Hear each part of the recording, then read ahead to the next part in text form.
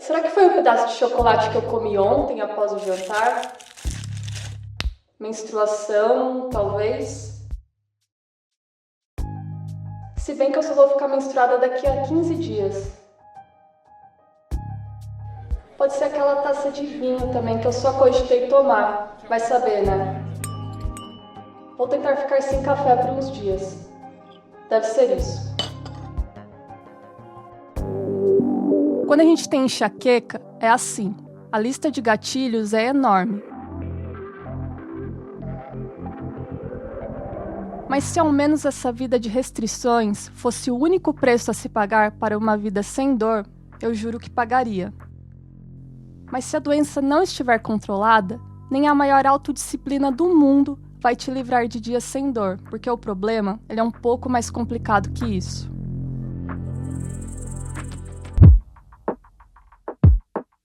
Eu sou a Juliana Conte, repórter do portal Drauzio Varela há quase 10 anos e criadora do podcast Por Que Dói.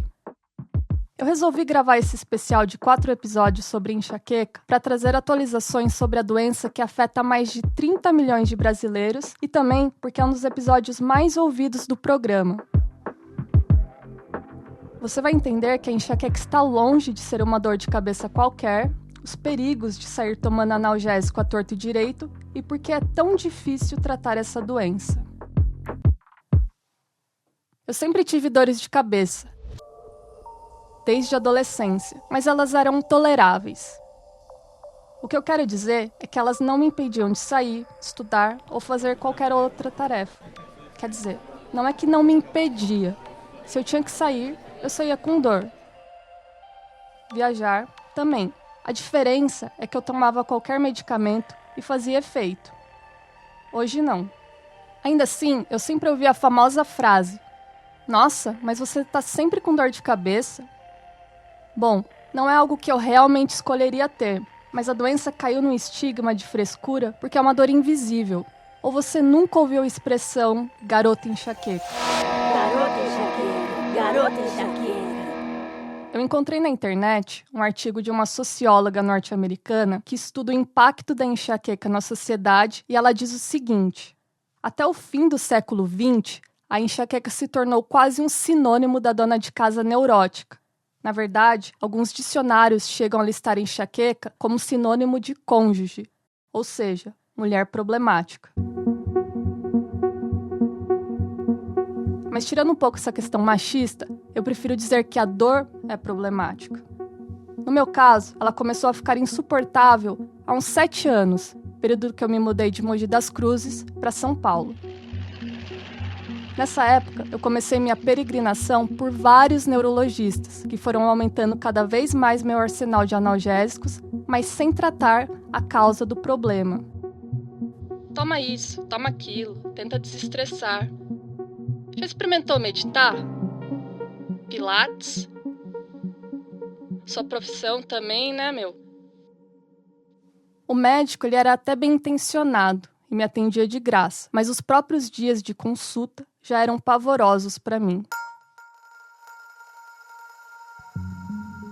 O consultório ficava longe de casa e do meu trabalho, para lá do Parque Ibirapuera. Tinha que pegar 2 ônibus em pleno horário de pico, a consulta era super demorada, mas nunca resolvia o meu problema. Eu só voltava para casa com uma lista enorme de medicamentos, com a cabeça pegando fogo e só querendo ficar em silêncio. E olha que engraçado, até 2020 não existiam drogas específicas para enxaqueca. As drogas utilizadas para controlar os episódios eram voltadas para outras doenças, como epilepsia e depressão, por exemplo. Para algumas pessoas até que resolve, para mim não resolveu. Quando se trata de pesquisa e financiamento, a enxaqueca tem sido menos investigada que outras doenças.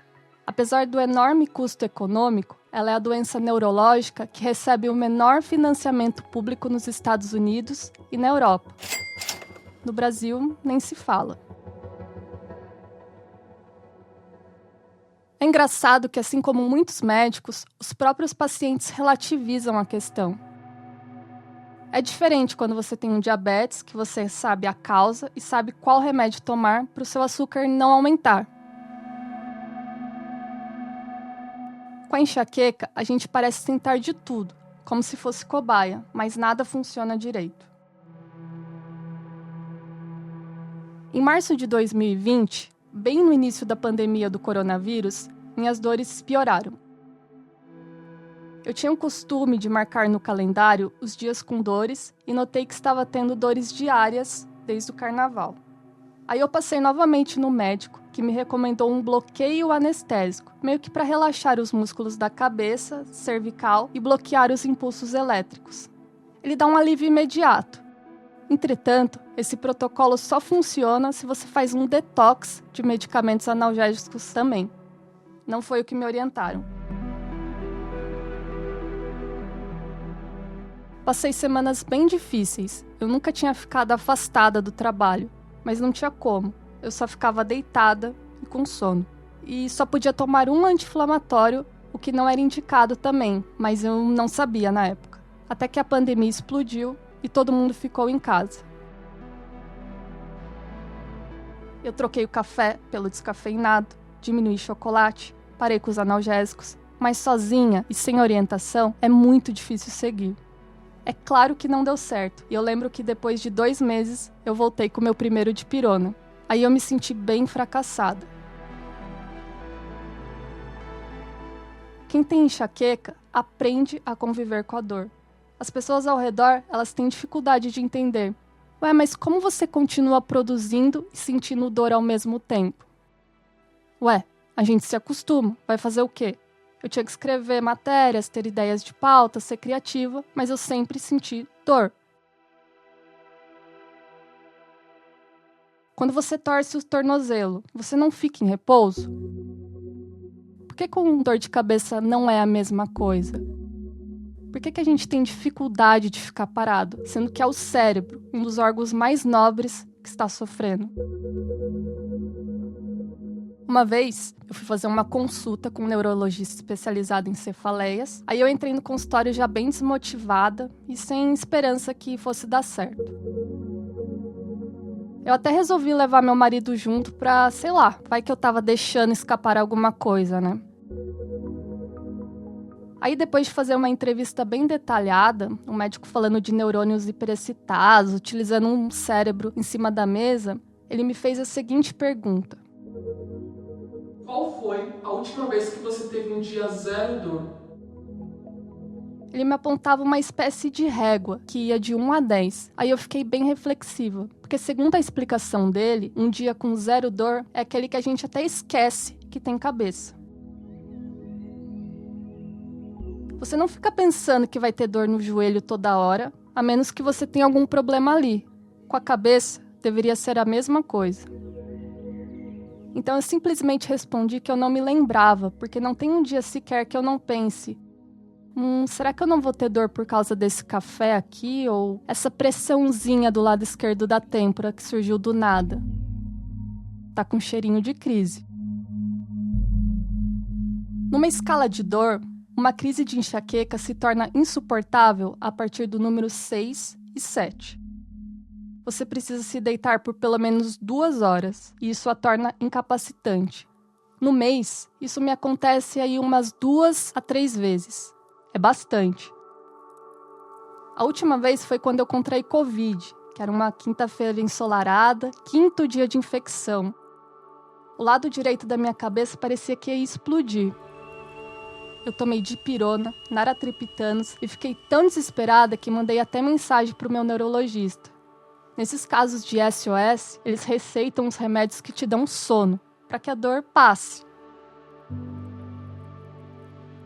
É um dia perdido e você se sente praticamente sozinho. A enxaqueca ela é uma doença do cérebro, multifatorial e de origem química. Basicamente, há um desequilíbrio químico que afeta os neurotransmissores. Há mais de 100 tipos de dores de cabeça existentes, segundo a Sociedade Brasileira de Cefaleia. A enxaqueca é uma delas e afeta principalmente o público feminino.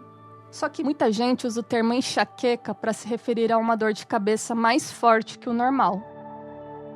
Mas há critérios específicos para classificar uma dor de cabeça como enxaqueca. Eu convidei um especialista para dar esse parâmetro melhor para a gente. Olá pessoal, meu nome é Thaís Vila, eu sou neurologista do Headache Center Brasil. Se você pensa que enxaqueca e dor de cabeça são a mesma coisa, vocês estão muito enganados. Na verdade, enxaqueca não é somente dor de cabeça. A dor de cabeça é apenas um sintoma de uma doença neurológica que a gente chama de enxaqueca. E é este o problema. As pessoas entendendo que a enxaqueca é dor de cabeça, elas tratam somente o sintoma. Com o quê? Com analgésicos, com anti-inflamatórios e negligenciam a doença com vários outros sintomas que são tão incapacitantes quanto a própria dor de cabeça. A dor de cabeça, como sintoma da enxaqueca, ela tende a ser moderada, de forte intensidade, mas nem sempre. Pode ser também uma dor crônica, leve, com a qual o paciente se acostuma com ela. Ela tem nessa fase mais intensa uma característica de ser pulsátil e principalmente de incomodar ou atrapalhar as atividades do ambiente, piorando com qualquer mínimo esforço físico, acompanhada de náuseas, de vômitos, principalmente muito incômodo ao ambiente, luz, barulho e cheiros e uma mudança de humor e sono bastante importante. Portanto, enxaqueca não é dor de cabeça. Dor de cabeça é só um sintoma, só um alarme dessa doença e você deve procurar um neurologista especialista e tratar a doença com todos os seus sintomas, inclusive a dor de cabeça. Diferentemente do que ocorre quando se tem uma sinusite ou bruxismo, por exemplo, que são doenças que têm como sintoma a dor de cabeça e te alerta para que algo não vai bem no seu organismo, a enxaqueca ela é a própria doença em si, só que ela não te alerta para nada. Sendo bem sincera aqui, é uma dor inútil. Você pode revirar o cérebro do paciente que você não vai encontrar nada. Tanto é que exames de imagem eles não são critérios de diagnóstico. O que se sabe é que o cérebro do paciente com enxaqueca é hipersensível, o que quer dizer que células nervosas no cérebro são facilmente estimuladas, produzindo atividade elétrica. Lembra daquela história dos gatilhos? Então, fatores externos como o cheiro de perfume ou uma simples xícara de café, que passariam despercebidos para qualquer um, para nós, funciona como um disparador. Mas não dá para dizer que são as causas orgânicas. Você pode eliminar tudo e morar na Indonésia, que uma hora ou outra ela vai aparecer. A grande questão por trás da enxaqueca é que ela é difícil de tratar. Ela não tem cura, mas pode ser controlada. E controlada quer dizer que você vai continuar tendo dores, só que menos incapacitantes. O paciente ele se acostuma a conviver com isso, ou então ele usa e abusa dos analgésicos. Meu caso. E aí que mora o maior dos problemas.